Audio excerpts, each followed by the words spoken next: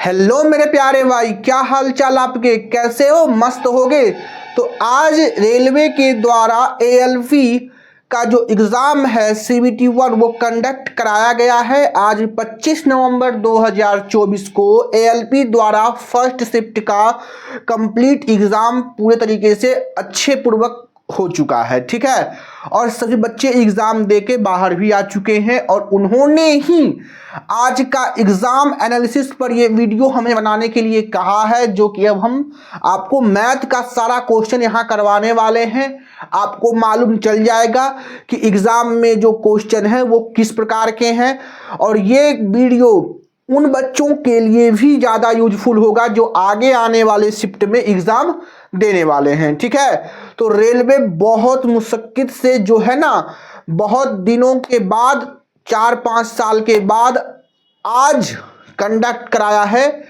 Railway जो बहुत अच्छे तरीके से कंडक्ट करा चुका है एएलपी का एग्ज़ाम, असिस्टेंट लोको पायलट का। तो आज हम इसका एनालिसिस करते हैं। तो आ जाइए हम देखते हैं कि आपके एग्जामों में रेलवे ने कैसा कैसा क्वेश्चन पूछा है। क्या ये क्वेश्चन इजी टू मॉडरेट है, क्या हाई है? तो नहीं भाई, आज का जो शिफ्ट है ना उसमें इजी क्वेश्चन ही आपसे पूछा गया है, इजी टू मॉडरेट है, ठीक है।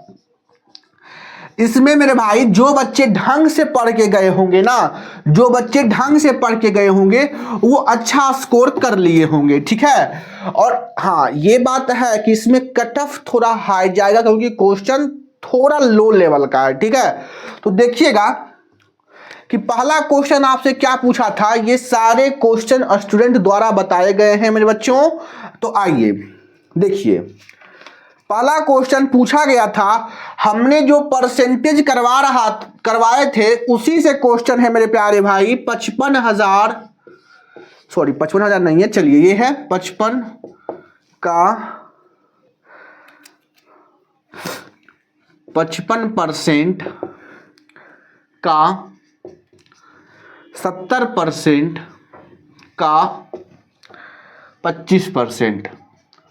यही क्वेश्चन आपके एग्जाम में हूबहू पूछा गया था जो कि बच्चे बता रहे हैं, ठीक है। क्या हम ऐसा क्वेश्चन बेसिक परसेंटेज में नहीं किए थे? कहोगे हाँ जी सर, ये ऐसा क्वेश्चन तो आप बेसिक परसेंटेज में किए थे, ठीक है। तो फटाफट ये क्वेश्चन को करेंगे।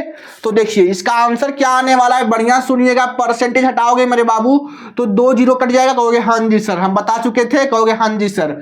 ये परसेंटेज हटाओगे तो ये जीरो और ये जीरो कट जाएगा, कहोगे हाँ जी सर, ठीक है। ये परसेंटेज हटाओगे मेरे मुन्ना तो नीचे 100 आएगा, 25 से काटोगे 4 बार में, कहोगे हाँ जी सर, ठीक है। अब यही है कि इसको मल्टीप्लाई करना है तो 55 इंटू 55 इंटू 7/4, ठीक है।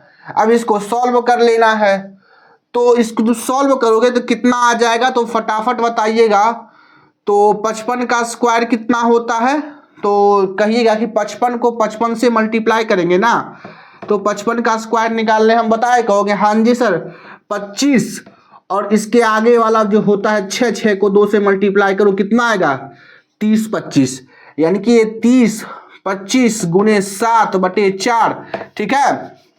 कहोगे हाँ जी सर 7 से करो 7×5 35, या फिर इसको करो 7 दूनी 14 और 14 2 7×5 35 और 7 दूनी 14 17 7 0 1 7 या 21। फटाफट करने का कोशिश करिए, 4 से भाग करोगे 4×5 20, 11 4 दूनी 8 3 7, चलिए ठीक 4 9 36, 1 5 4 3 12, 3 हो जाएगा और 3 हो जाएगा और 0 दोगे तो 7 चौक 28, यानी कि इतना आ जाएगा 5293.7। यही आपका राइट आंसर है। क्या आप इसको सॉल्व नहीं कर सकते? बस थोड़ा सा कैलकुलेशन था। तो यहाँ हमने कैलकुलेशन कौन सा लगाया कि अगर किसी भी संख्या के इकाई अंक पर 5 हो तो उसका मल्टीप्लाई कैसे करते हैं, तो ध्यान से सुनिएगा। हमने बस यहाँ ये कैलकुलेशन लगाया, ठीक है। तो देखिए 5 का आप वर्ग कर दीजिए 25, कहोगे हाँ जी सर। 5 के नेक्स्ट नंबर क्या है, 5 के बाद नेक्स्ट नंबर क्या है, तो 6 है। 6 को 5 से मल्टीप्लाई करोगे मुन्ना तो क्या आ जाएगा, 6 25 30, यानी कि 30/25। ठीक है। जैसे अगर हम इसी तरीके से अगर किन्हीं का आ जाए कि बताओ मेरे बाबू 45 का वर्ग कितना होगा, तो 5 का 25 और 4 से अगला नंबर 5, 5 को 4 से मल्टीप्लाई करो तो 20, 20, 25। ठीक है। अगर बोले कि 65 का वर्ग बताओ, तो ऐसा क्वेश्चन आए तो 5 का 25 कर देना, 6 के आगे क्या होता है 7, 7 को 6 से मल्टीप्लाई करना, 42, 42, 25। ठीक है। तो हम बस ये लॉजिक लगाए हैं, ये कंसेप्ट लगाए हैं, सवाल सॉल्व हो गया। आपके पास सामने सवाल है, जो देखो एकदम एक्यूरेट आंसर आया है दशमलव में। ठीक है। तो चलिए आइए हम नेक्स्ट सवाल देखते हैं, ज्यादा बकवास ना करते हुए नेक्स्ट सवालों पर आते हैं। ठीक है। ये सारे क्वेश्चन स्टूडेंट द्वारा भेजे गए हैं मेरे बच्चों,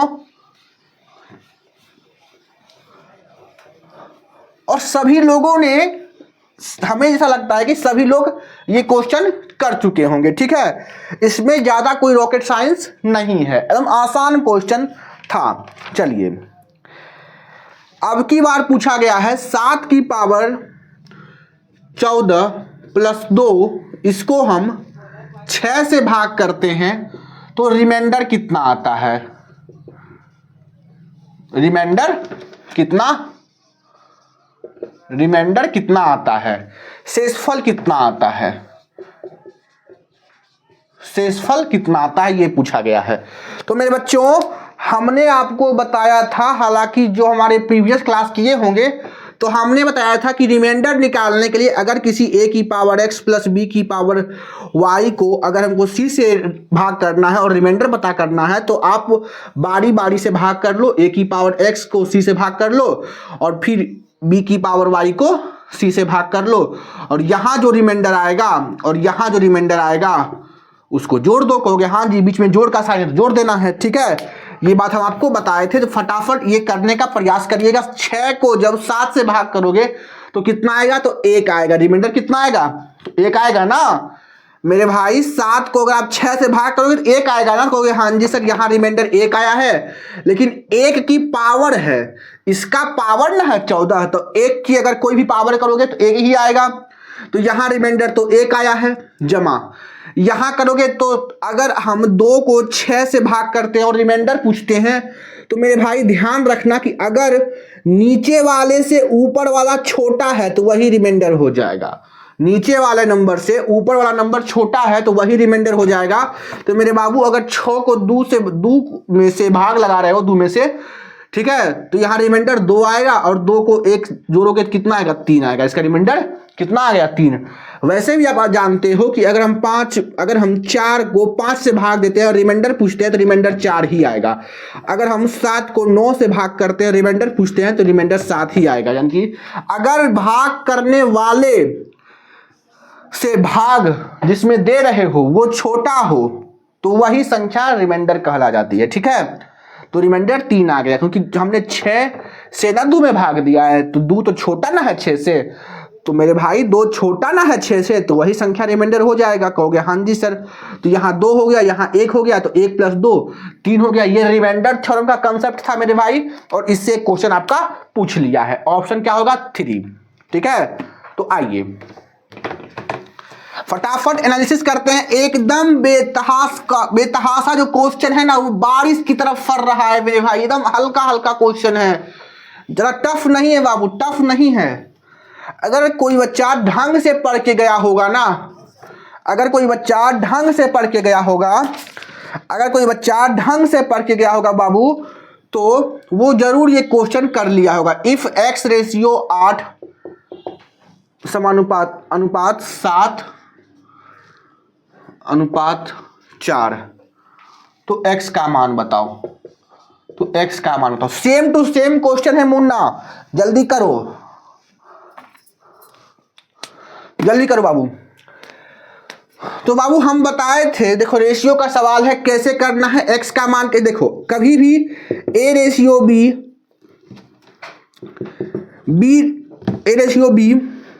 और c रेशियो d, इसको जब सॉल्व करना है ना, तो इसको इससे मल्टीप्लाई करते हैं, इसको इससे मल्टीप्लाई करते हैं, और ये बराबर का साइन हो जाता है। ठीक है। तो a गुने d बराबर b गुने c, इस टर्म में टूटता है, याद रखना ये हमेशा, ठीक है। इसका मतलब और कुछ नहीं है बाबू, इसका मतलब और कुछ नहीं है, a बटे बी, और ये जो है इसको बराबर बोलते हैं, और ये c बटे डी, बस यही है। तो देखो d को a से मल्टीप्लाई कर दो और c को b से मल्टीप्लाई कर दो, हो जाएगा। बस अनुपात कुछ नहीं है, डिवीजन है अनुपात, और कुछ नहीं है, ठीक है। तो अब देखो हमको ये निकालना है, तो इसको इससे करो तो x इंटू 4, इसको इससे करो तो 8 इंटू 27। तो अब देखो 4 से काटोगे 2 बार में, तो x का मान 54, x का मान 54, तो x का मान 54 आ गया मेरे बच्चों, ठीक है। सवाल को बेहतरीन ढंग से समझो, कोई टफ नहीं है, बस आपका कैलकुलेशन थोड़ा सा है। और इसमें क्या ही कैलकुलेशन है भाई, एएलपी का एग्जाम में क्या ही कैलकुलेशन है, देखो। चलिए हमारे पास जो क्वेश्चन आ रहा है वो हम आपको करवाए हैं, चलो। और ऐसा कोई नोटिस नहीं है कि एएलपी का एग्जाम एनालिसिस ना हो, क्योंकि एसएससी में कई टीचर द्वारा एनालिसिस करवाने पर रोक लगा दिया गया था, ठीक है। लेकिन इसमें ऐसा कोई नोटिस नहीं है, इसीलिए जब तक नोटिस नहीं आता है तब तक तो हमसे जो बन सके वो हम करेंगे मेरे भाई। तो जल्दी देखिए अगला क्वेश्चन लिखिएगा, एकदम बढ़िया क्वेश्चन है। एलसीएम दिया हुआ है मेरे बाबू 245, HCF 7। तो आपसे क्या पूछा है, दोनों संख्या का गुणनफल, यही आपसे पूछा है, ठीक है। तो क्या हम आपको देखिए ये कैसे बनेगा, अगर मेरे भाई 2 नंबर का आपको गुणनफल चाहिए, दोनों संख्या का अगर गुणनफल चाहिए और एलसीएम और एचसीएफ आपको दिया हुआ है, तो याद रखना कि एक सूत्र होता है प्रोडक्ट ऑफ टू नंबर बराबर एलसीएम इंटू एचसीएफ। इसका एलसीएम और इसका एचसीएफ का मल्टीप्लीकेशन होता है दोनों नंबर का गुना, यानी कि फर्स्ट नंबर गुने सेकेंड नंबर बराबर होता है एलसीएम इंटू एचसीएफ। यानी कि अगर आप 2 और 3 मानते हो, 2 और 3 मानते हो, ये फर्स्ट नंबर मानते हो और ये सेकेंड नंबर मानते हो मेरे बाबू, फर्स्ट नंबर मानते हो और सेकेंड नंबर मानते हो, तो आप जरा इसका एचसीएफ कैलकुलेट करके बताओ, क्योंकि एचसीएफ सर 1 आएगा। अगर हम पूछे एलसीएम कैलकुलेट करो तो एलसीएम सर आएगा 6, ठीक है। और अगर हम आपसे पूछते हैं कि मेरे भाई एचसीएफ और एलसीएम को मल्टीप्लाई करो तो कितना आया, तो 6 आया, और संख्या को मल्टीप्लाई करो तो कितना आया, 6 आया है। तो संख्या का भी मल्टीप्लीकेशन जो है दोनों संख्या का, वो किसके बराबर हो गया, तो दोनों नंबर के एचसीएफ और एलसीएम के बराबर हो गया, ठीक है। तो मेरे भाई ये याद रखना कि प्रोडक्ट ऑफ 2 नंबर बराबर होता है उनके एलसीएम और उनके एचसीएफ के प्रोडक्ट के, ठीक है। तो दोनों नंबर का गुणनफल कैसे निकलेगा, तो दोनों नंबर का गुणनफल का कहने का मतलब मेरे भाई, दोनों नंबर का गुणनफल कहने का मतलब उसका आपसे प्रोडक्ट पूछा है, उसका आपसे प्रोडक्ट पूछा है, गुना पूछा है, 2 नंबर का मल्टीप्लाई पूछा है। तो 2 नंबर का मल्टीप्लाई कब निकलेगा, जब एलसीएम को एचसीएफ से मल्टीप्लाई करेंगे, जो कि एलसीएम और एचसीएफ आपका दिया हुआ है, यानी कि 245 को 7 से मल्टीप्लाई करोगे, 7 पचे 35, 7 चौक 28 और 3 31, 7 दूनी 14, 3 17, यानी कि 17 15, ठीक है, 17 15, यही आपका आंसर हो जाएगा। कंसेप्ट यहाँ लिखा हुआ है, कंसेप्ट भी देख लीजिएगा जिसको कंसेप्ट की जरूरत होगी, ठीक है। आगे की क्लासों में आपको फायदा देगा, जो अगले शिफ्ट में बच्चे जाएंगे उनको थोड़ा सा फायदा होगा ये कंसेप्ट जान के, ठीक है। समझ में सभी को बेहतरीन ढंग से आ रहा है ना, बोलो क्या सभी को क्लियर है। अगर आप किन्हीं 2 नंबर को प्रोडक्ट करते हो तो उनके एलसीएम और उनके एचसीएफ के बराबर होता है, ठीक है। और एक बात हम आपको बता दें कि ये जो है ना मेरे भाई, ये सिर्फ 2 नंबर पर ही काम आता है, ये 3 नंबर पर काम नहीं आएगा, ठीक है। ऐसा क्वेश्चन आपको 2 नंबर पर ही देखने को मिलेगा, ठीक है। चलो नेक्स्ट क्वेश्चन करते हैं, आ जाओ।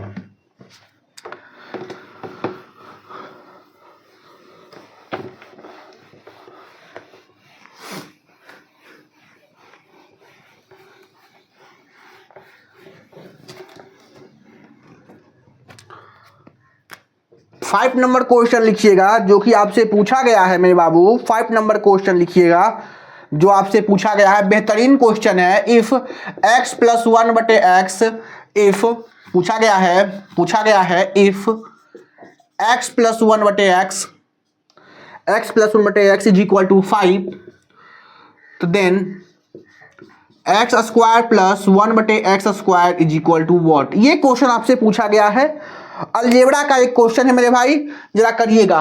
कंसेप्ट देख लीजिए कि अगर कभी कंसेप्ट यहां लिख देते हैं, कंसेप्ट अगले शिफ्ट के बच्चों के लिए आसानी होगा। देखिए कंसेप्ट है कि कभी अगर x प्लस 1/x आपसे पूछे और वो x प्लस 1/x अगर आपको k दे दे, ठीक है, और आपसे पूछे x स्क्वायर प्लस 1/x², तो मेरे बाबू क्या करना, आप इस k का स्क्वायर कर देना, कहोगे हाँ जी सर, इस k का स्क्वायर कर देना, कहोगे हाँ जी सर, इस k का स्क्वायर कर देना, कहोगे हाँ जी सर, इसमें से 2 घटा देना, ठीक है। कभी भी अगर x plus 1/x is equal to k दे दे और आपसे पूछे x स्क्वायर प्लस 1/x², तो करना क्या, इस k का स्क्वायर कर देना और इसमें से 2 घटा देना, ठीक है। तो यही सवाल यहाँ पूछा था कि x plus 1/x is equal to k की जगह पर सिर्फ 5 है और आपसे पूछा है x स्क्वायर प्लस 1/x², तो करना क्या है, इस k का स्क्वायर, तो यहाँ k नहीं है, यहाँ 5 है, तो 5 का स्क्वायर करेंगे 25 और इसमें से 2 घटा देंगे, यानी कि 23,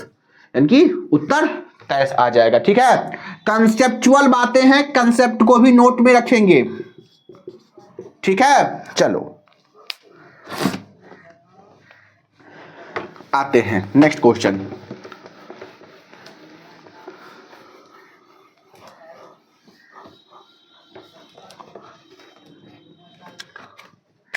सिक्स नंबर क्वेश्चन लिखिएगा, बेहतरीन क्वेश्चन है।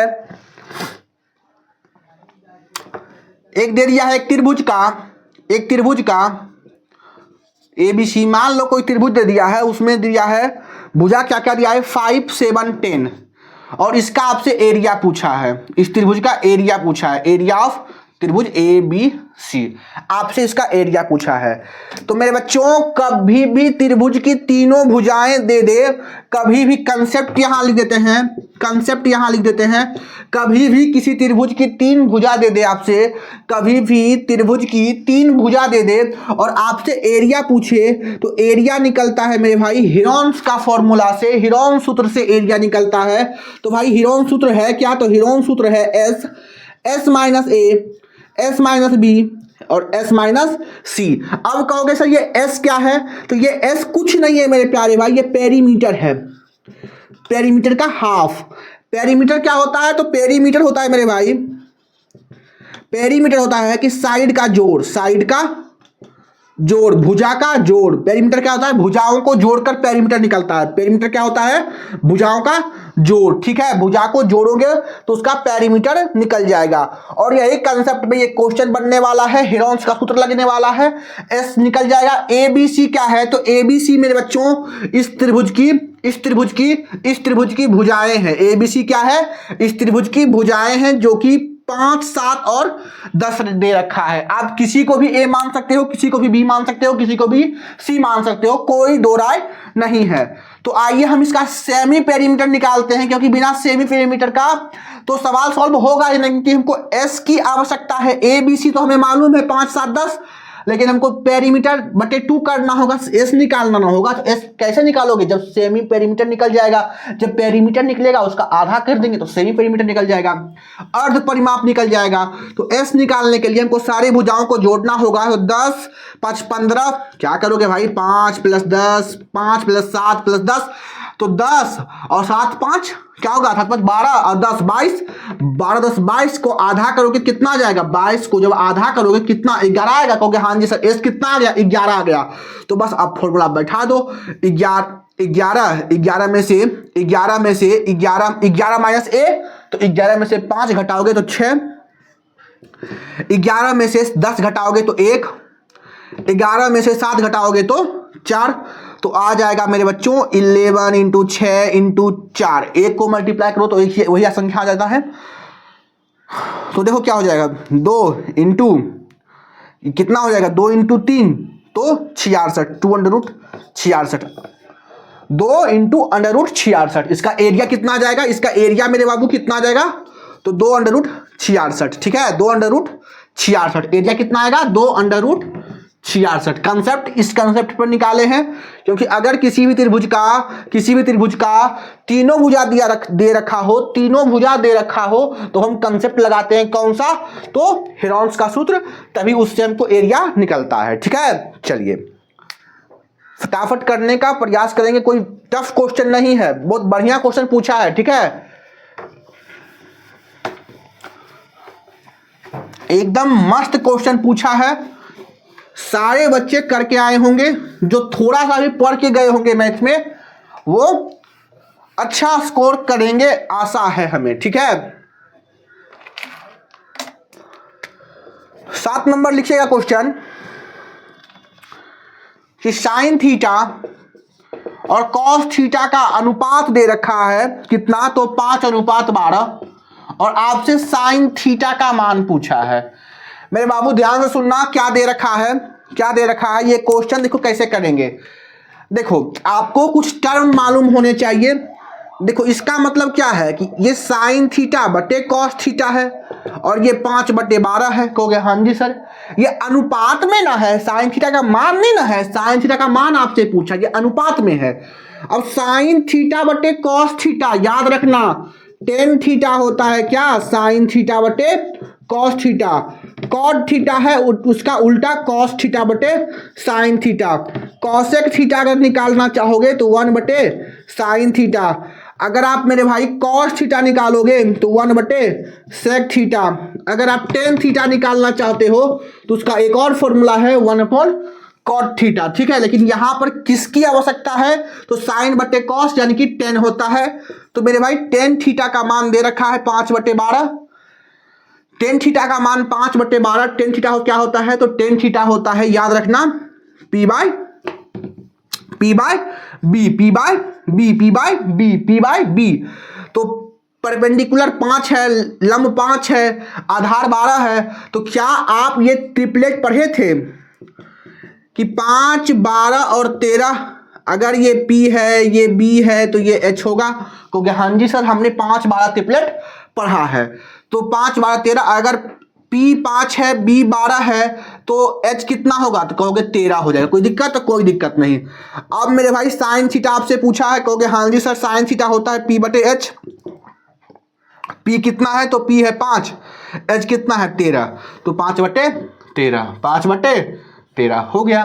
बस आपको क्या जानना है कि साइन थीटा कितना होता है, तो P/H, कॉस थीटा कितना होता है, तो B/H, टेन थीटा कितना होता है, तो P/B, कॉट थीटा कितना होता है, तो B/P, और सेक थीटा कितना होता है, तो H/B, और कॉसेक थीटा कितना होता है, H/P। बस यही कंसेप्ट आपको जानना था, और इस कंसेप्ट से ही सारा क्वेश्चन बन जाता। जो कंसेप्ट हम यहाँ लिखे हैं उसी से क्वेश्चन बनने का तैयार है। ठीक है, अगले शिफ्ट में ये ना दे के ये पूछ दे, कॉस दे दे, उल्टा दे दे, तो कॉस से निकाल लोगे। कहोगे हाँ जी सर ये शिफ्ट में अगर ऐसा क्वेश्चन पूछा है तो अगले शिफ्ट में ये ना दे के ये पूछ दे, कॉस बटे साइन दे दे, कॉस और साइन का अनुपात दे दे। यहां साइन और कॉस का अनुपात दिया है और साइन पूछा है, तो अगले बार कॉस और साइन का अनुपात दे दे और कुछ पूछ दे, और भी कुछ पूछ सकता है। कहोगे हाँ जी सर अगले शिफ्ट के लिए तैयार रहो। चलो फटाफट देखेंगे सभी।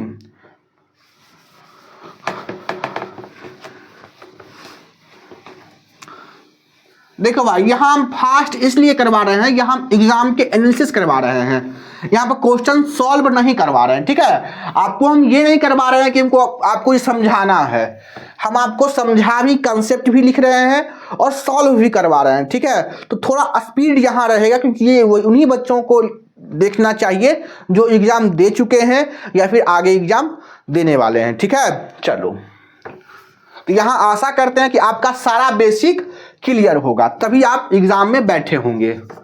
8 नंबर, चलिए 8 नंबर में क्वेश्चन है मेरे भाई, लिखिएगा कि x रेशियो y बराबर 3:1, तो x³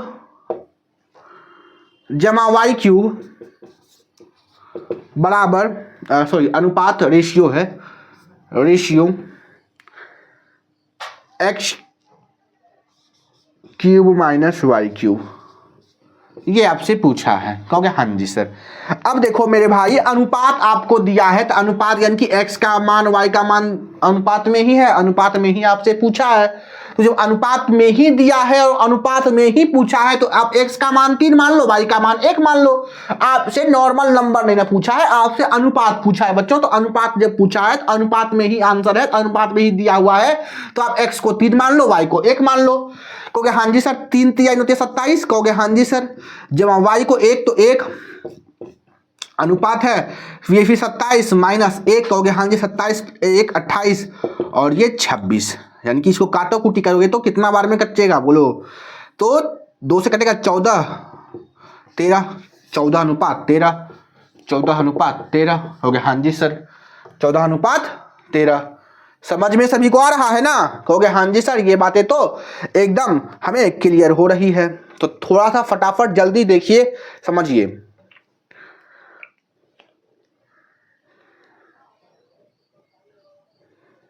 ठीक है,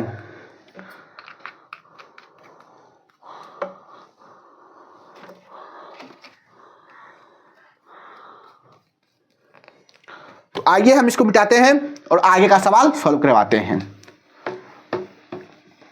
हमारे पास मेरे भाई जो क्वेश्चन आया है वही हम आपको करवा रहे हैं, ठीक है। ये नहीं कि अपने मन से कुछ भी करवा रहे हैं, ऐसा नहीं है मेरे बच्चों। हमारे पास जो क्वेश्चन आया है हम वही आपको करवा रहे हैं, ठीक है। तो आइए नेक्स्ट क्वेश्चन लिखिएगा, 9 नंबर लिखिएगा।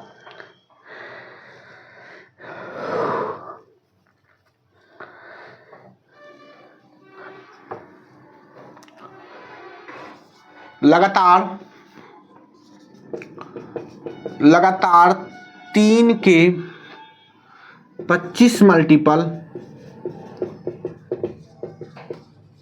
का औसत ज्ञात करिए।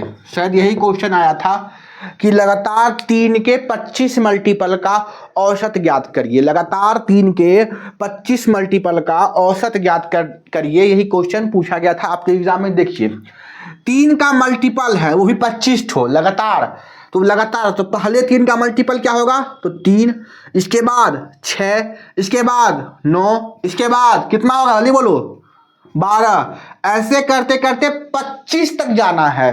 तो 25 में लास्ट कितना होगा, तो 75। कितना, 75, ठीक है। 3 का लगातार मल्टीपल 2 बार में 6, 3 बार में 9, तो 25 बार में 25 तिहाई 75 हो जाएगा, कोई दिक्कत नहीं मेरे भाई। 3 का ही तो मल्टीपल लिख रहे हैं, कहोगे हाँ जी सर, इससे आपका औसत पूछा है। मेरे भाई कंसेप्ट यहाँ क्या है, तो कंसेप्ट के साथ हम आपको बता रहे हैं, सुनिए। अगर ये देखिए एपी है, इसका डिफरेंस देखिए सब जगह बराबर है, 3 3 है, सब जगह एपी है, 3 3 का डिफरेंस है। कॉमन डिफरेंस कितना है, 3 3 है। तो मेरे भाई कभी भी एपी लिखा रहे, A1 A2 A3 A4 ऐसे करके कभी एपी लिखा रहे, अगर ये एपी हो तो क्या करना आप, अगर इसका एवरेज निकालोगे, तो पहले और लास्ट को जोड़ देना, पहले और लास्ट को जोड़ देना और बटे 2 कर देना, पहले और लास्ट को जोड़ देना बटे 2 कर देना, तो यही आपका क्या निकल जाएगा, एवरेज निकल जाएगा। जैसे देखो अगर हम आपसे पूछते हैं 3 4 5, इसका हमको एवरेज चाहिए, इसका हमको एवरेज चाहिए, ठीक है, इसका हमको औसत चाहिए, इसका हमको औसत चाहिए। तो क्या करेंगे तुम ही बताओ। औसत निकालने के लिए इन सबको जोड़ेंगे, 5 4 9 3 12, 12 को 3 से भाग करोगे कितना आएगा, कहोगे 12 को 3 से भाग करेंगे तो 4 आएगा, ठीक है। और एक बच्चा समझदार रहेगा, कहेगा कि सर ये तो एपी में दिख रहा है, ये तो एपी में दिख रहा है, कॉमन डिफरेंस तो 1 दिख रहा है, कहोगे हाँ जी सर। तो वो क्या करेगा, लास्ट वाले और पहले वाले को पकड़ेगा, तो 3 और 5 को जोड़ के 2 से भाग दे देगा, तो 5 3 8, 8 को तो 2 से भाग करोगे 4, तब भी देखो 4 ही आया, कहोगे हाँ जी सर। या तो एवरेज ऐसे निकालो या तो एवरेज ऐसे निकालो, दोनों केस में बराबर है। तो अगर कभी भी लगातार एपी आपको दे रखा हो तो एवरेज कैसे निकालना, फर्स्ट वाले को पकड़ो और लास्ट वाले को पकड़ो। तो फर्स्ट में 3 है, लास्ट में 75 है, तो 3 और 75 को जोड़ो और 2 से भाग कर दो, तो 75 और 3 78, 78 को 2 से भाग करोगे कितना बार में, कहोगे 78 को 2 से भाग करेंगे तो 2 तिहाई 6 और 2 नंबर 18 यानी कि 39 आ जाएगा। इसका एवरेज कितना आएगा? 39 आएगा। कंसेप्चुअल बातें हैं, कंसेप्ट ध्यान में रखना। आगे का जो शिफ्ट है उसमें ऐसा क्वेश्चन पूछ सकता है, ठीक है। ये कंसेप्ट आप ध्यान में रखिएगा। चलिए जल्दी करिए, जल्दी समझ गए सभी, जल्दी करिए।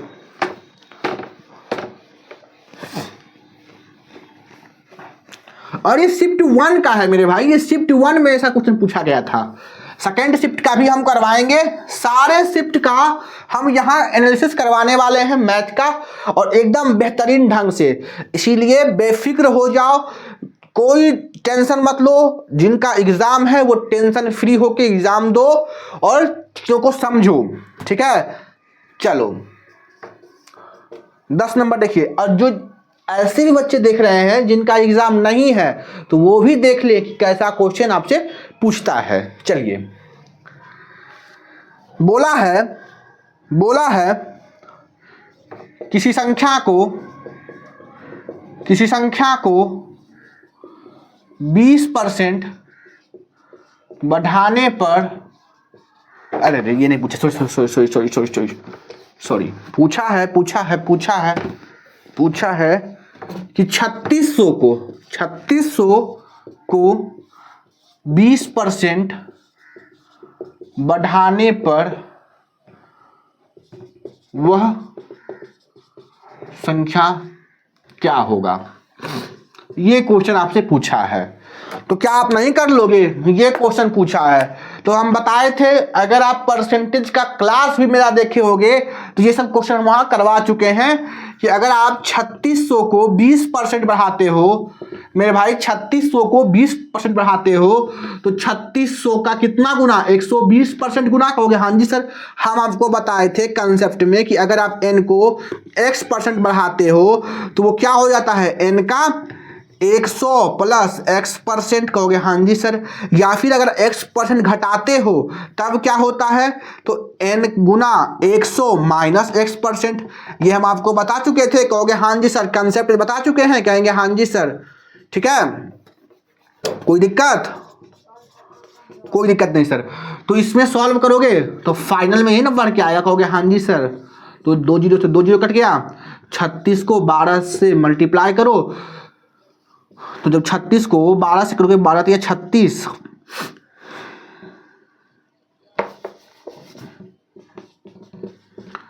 बारह 36 और 12 छक 72, 2 7 6 13, 3 1 4, 432 यानी कि 4320, यही आंसर आएगा। 4320 यही क्वेश्चन का आंसर है। इतना हो जाएगा। अगर आप 3600 को 20% बढ़ाओगे तो 4320 आएगा, ठीक है। कोई दिक्कत नहीं सर। कंसेप्ट क्या है? तो कंसेप्ट है किसी नंबर को हम x% बढ़ाते हैं तो नंबर का 100 प्लस x गुना हो जाता है। कहोगे हाँ जी सर। चलिए सारे कंसेप्चुअल किस्सा हम यहाँ करने वाले हैं। कोई एकदम कहते हैं ना जिसे कि धुआंधार तरीके से एनालिसिस, वो हम यहां करवाने वाले हैं, ठीक है। 11 नंबर क्वेश्चन लिखिएगा। किसी संख्या A को 6 और 21 से विभाजित किया जाता है। 6 और 21 से विभाजित किया जाता है तो अगर 5A को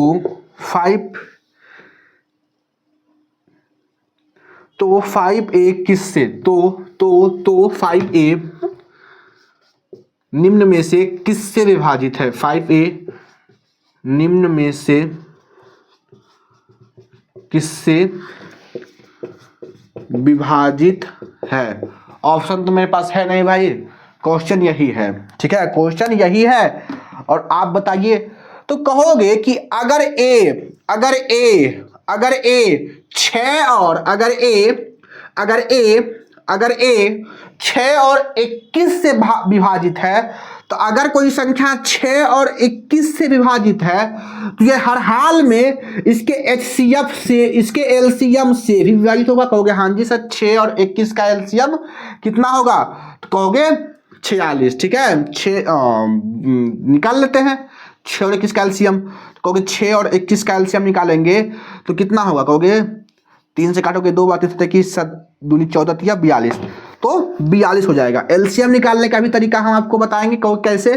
तो एक बड़ी नंबर को पकड़ लो, बड़ी नंबर को पकड़ लो, बड़ी नंबर को पकड़ लो, कहोगे हाँ जी सर।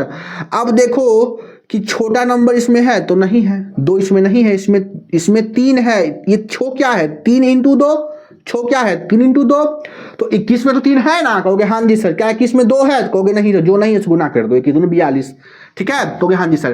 तो 6 और 21 का एलसीएम 42। तो अगर कोई संख्या 6 और 21 से कट रहा है तो वो संख्या हर हाल में 42 से कटेगा, कहोगे हाँ जी सर।